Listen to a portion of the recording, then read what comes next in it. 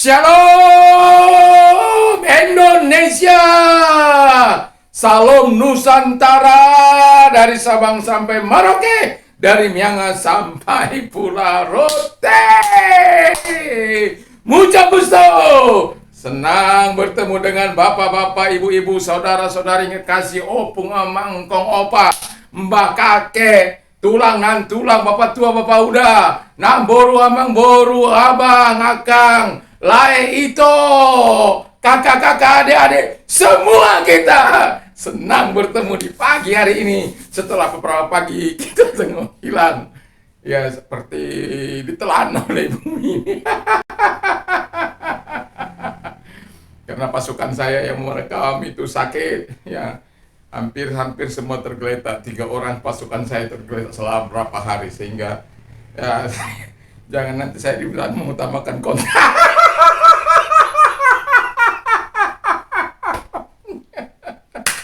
Jadi sampai mereka sembuh, sekarang sudah sehat kembali, mereka bisa beraktivitas sebagaimana sedia kala. Puji nama Tuhan. Nah, pagi hari ini saya berdoa kepada Tuhan agar api Roh Kudus, semangat Roh Kudus ada dalam setiap hidup kita, sehingga sebelum memulai aktivitas kita bergantung sepenuhnya kepada Tuhan, kita berharap sepenuhnya kepada Tuhan, kita menaruh harapan kita yang luar biasa kepada Tuhan, sekalipun di tengah-tengah situasi yang sulit, ya, tapi yakin akan pemeliharaan Tuhan dan perlindungan Tuhan.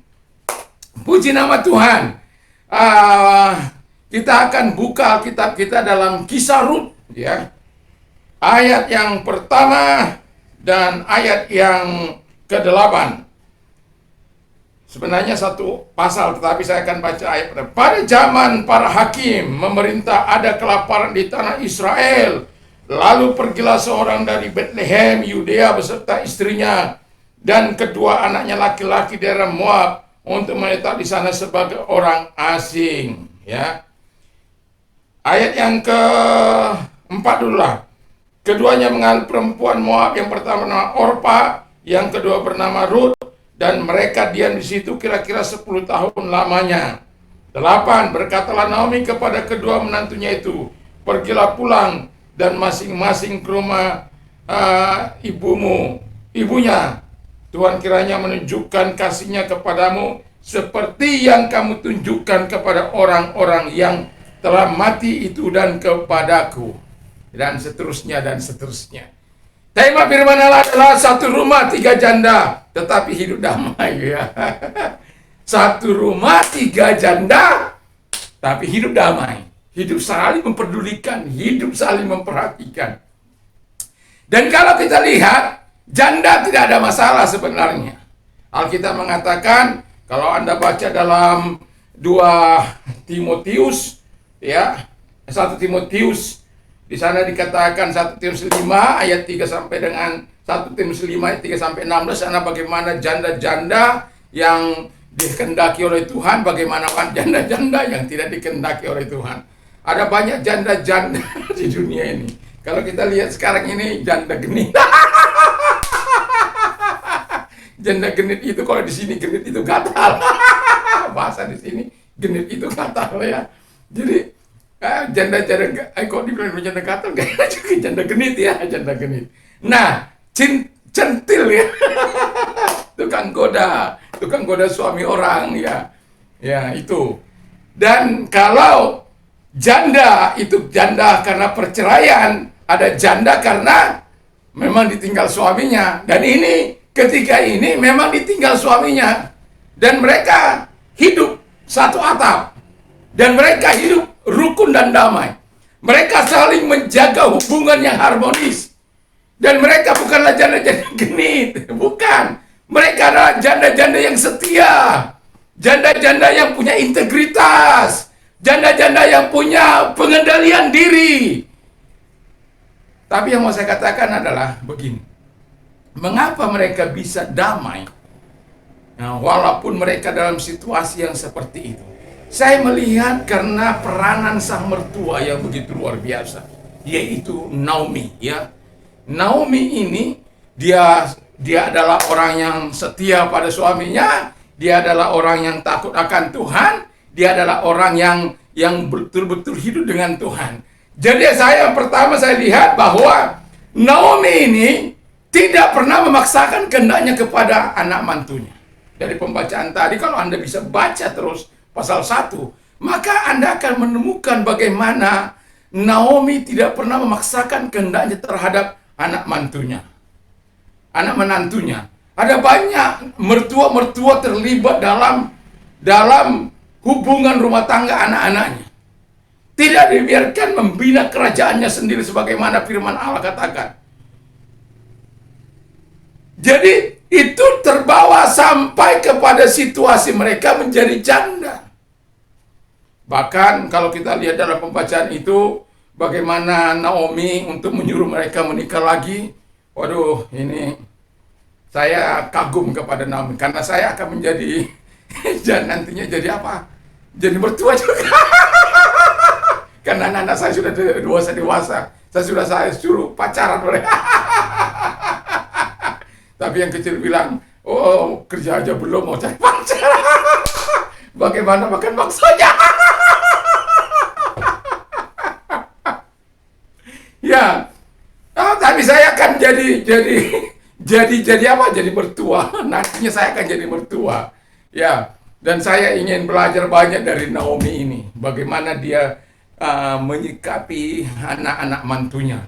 Ya, jadi kita bisa melihat anak menantunya, anak perempuannya ya, begitu luar biasa dan sangat menghargai. Mereka punya hubungan yang sangat indah dalam Tuhan. Dan Naomi mengajar mereka dalam Tuhan. Kita tahu orang-orang Moab itu, kita tahu dari mana asalnya Moab. Itu hasil hubungan antara ayah dan anak, yang ayahnya dikasih minum, itu Lot ya.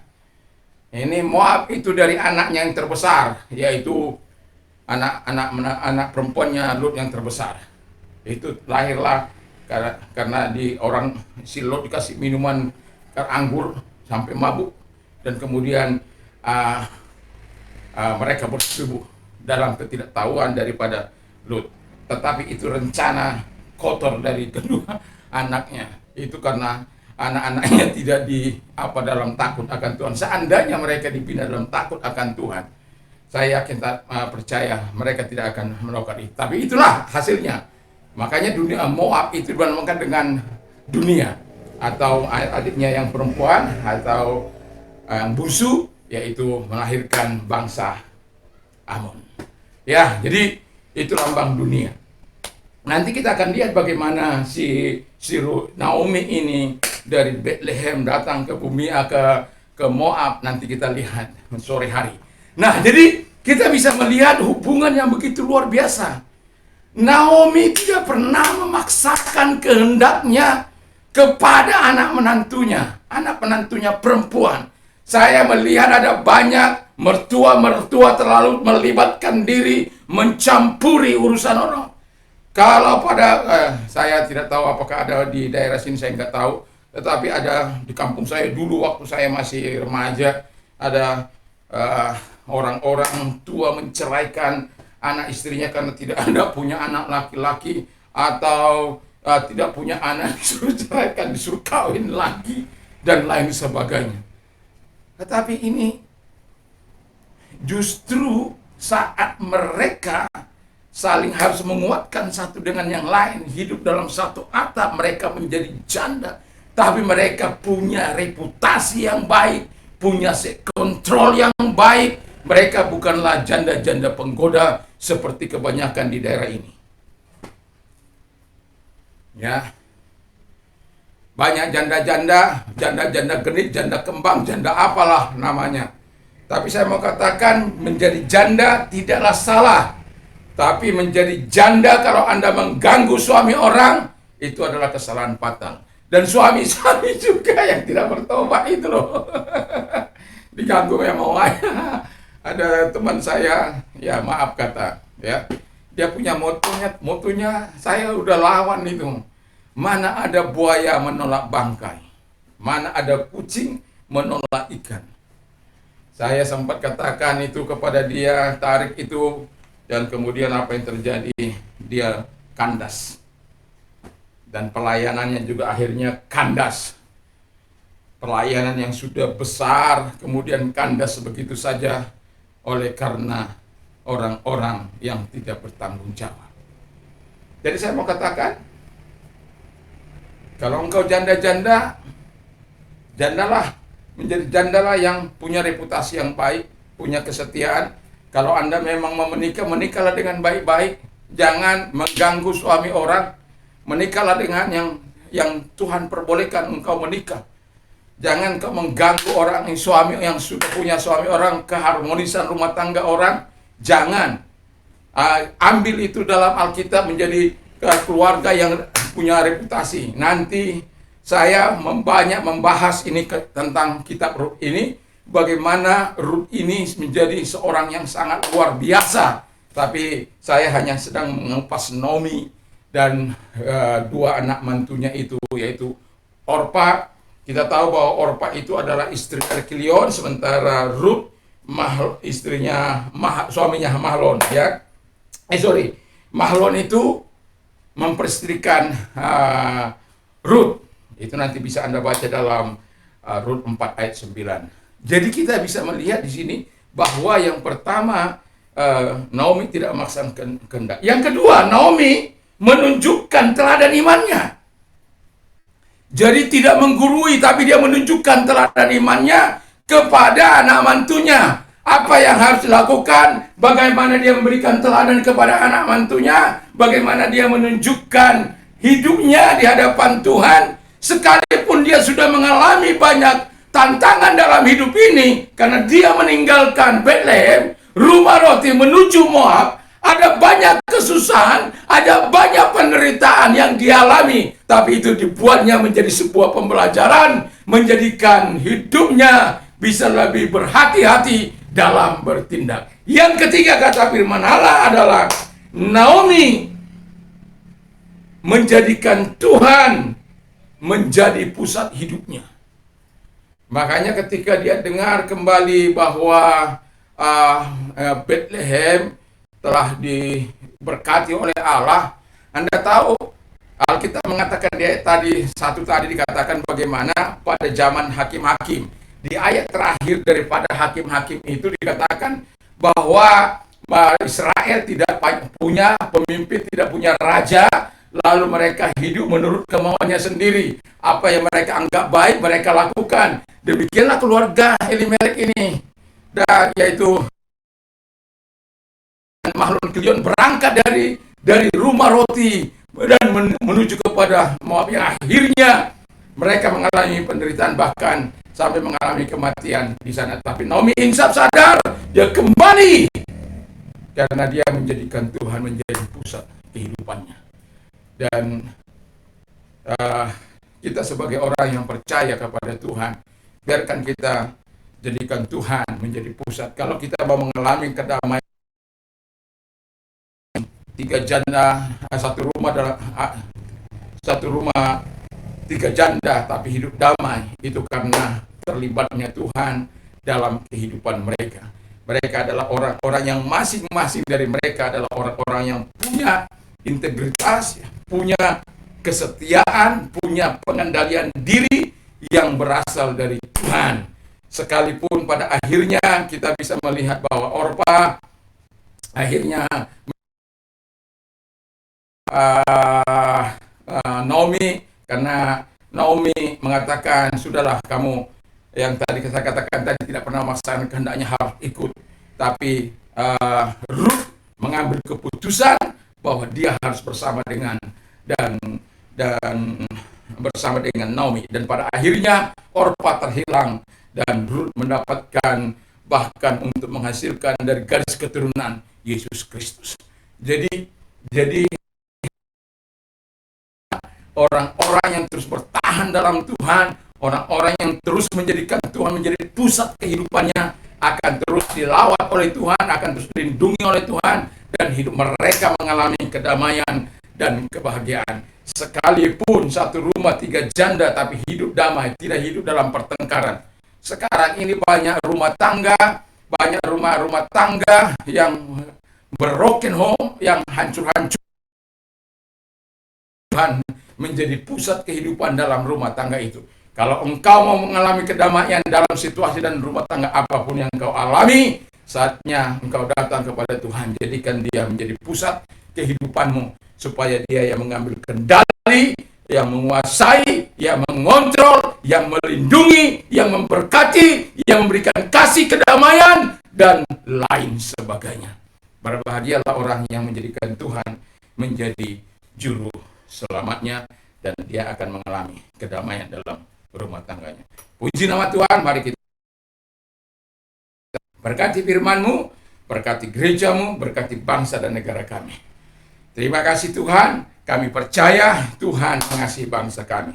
Lalukan pandemi ini, mereka-mereka yang sakit COVID disembuhkan oleh Tuhan, ditolong oleh Tuhan dalam nama Tuhan Yesus. Yang sakit apapun, Tuhan lawati mereka, Tuhan sembuhkan mereka dalam nama Yesus. Yang buta melihat, yang tuli mendengar, yang bisu berkata-kata, yang lumpuh berjalan. Dan kami juga berdoa bagi mereka-mereka yang mengalami tekanan ekonomi, usaha pekerjaan. Tuhan datang kepada mereka, selesaikan masalah mereka, selesaikan kasus mereka dalam nama Yesus. Sebab Engkau berkata, serahkanlah kekhawatiranmu kepadaku, karena aku yang memelihara engkau, dan aku akan memberikan kelegaan bagimu. Tuhan tolong mereka, sehingga mereka tidak melakukan jalan-jalan pintas, tapi mereka melakukan jalan yang Kau kehendaki Tuhan.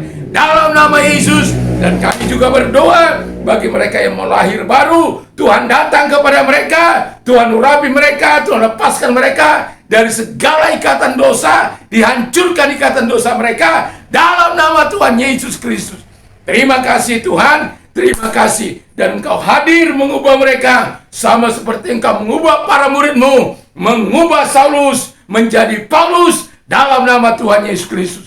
Mereka yang mau menerima Yesus sebagai Tuhan, dalam nama Yesus ikuti doa saya. Tuhan Yesus, saya sadar saya orang berdosa, saya butuh Tuhan. Saya mengaku segala dosa dan kejahatanku. Tuhan, ampunilah aku, ampunilah dosa-dosaku. Sucikanlah aku dari segala kejahatan dan dosa-dosaku. Sekarang ku buka hatiku, masuk dalam hatiku Tuhan. Dalam nama Tuhan Yesus Kristus. Terima kasih Tuhan, terima kasih. Dengarkan firman Allah.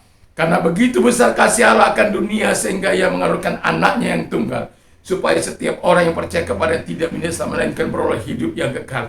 Allah mengasihimu, Allah mencintaimu, dan Tuhan memberkati. Terima kasih, keputusanmu sudah tepat, diberkati engkau. Dan dalam nama Yesus, mereka yang baru selesai tamat dari sekolahnya, Tuhan tolong mereka sehingga mereka mendapatkan pekerjaan. Mereka kalaupun belum, mereka sabar menghadapi situasi-situasi yang sangat sulit ini Tuhan. Tapi kami tetap yakin dan percaya Tuhan memberkati mereka bergerak di bidang kemanusiaan, para tenaga, dokter, perawat, mantri, dan lain sebagainya. Tuhan berkati mereka. Jangan ada dari mereka yang mengkopitkan orang lain. Kalau memang COVID, biarlah COVID. Kalau tidak COVID, jangan dikopitkan. Karena kami melihat, mendengar dari media banyak orang yang tidak sakit COVID sebenarnya hanya tapi mereka disebut menjadi dikopitkan. Maka ada sekarang istilah orang-orang dikopitkan. Ada banyak orang menjadi takut datang ke rumah sakit oleh karena mereka takut dikopitkan. Tuhan, ampunilah orang-orang yang tidak punya integritas dan pengendalian diri dalam hidupnya. Tapi kami berdoa kepada mereka yang punya integritas. Tuhan tolong mereka, supaya mereka tetap kuat sehat dalam lindungan Tuhan. Terima kasih Bapa di surga, di dalam nama Yesus kami bersyukur dan kami berdoa. Haleluya, amin. Saya berdoa supaya Tuhan senantiasa menyatakan kebaikannya bagi kita. Tuhan Yesus memberkati. Dan damai sejahtera Allah yang melampaui segala akal akan melihat hati dan pikiranmu dalam Kristus Yesus. Berbahagialah orang yang mendengarkan firman Allah, yang menyimpan dan melakukan dalam hidupnya. Iman timbul dari pendengaran firman Kristus.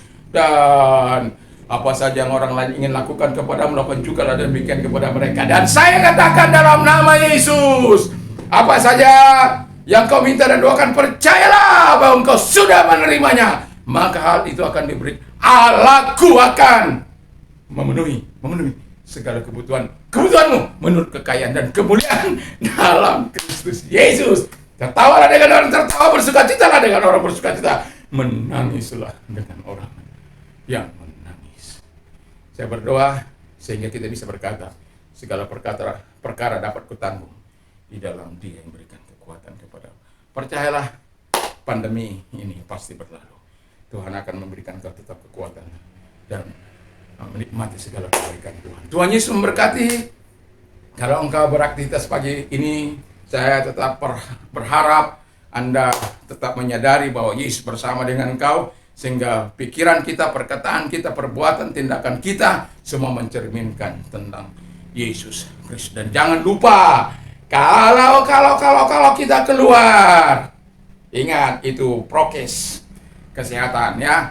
Yang pertama apa? Yang pertama itu memakai masker. Yang kedua itu apa? Yang kedua itu mencuci tangan. Yang ketiga apa?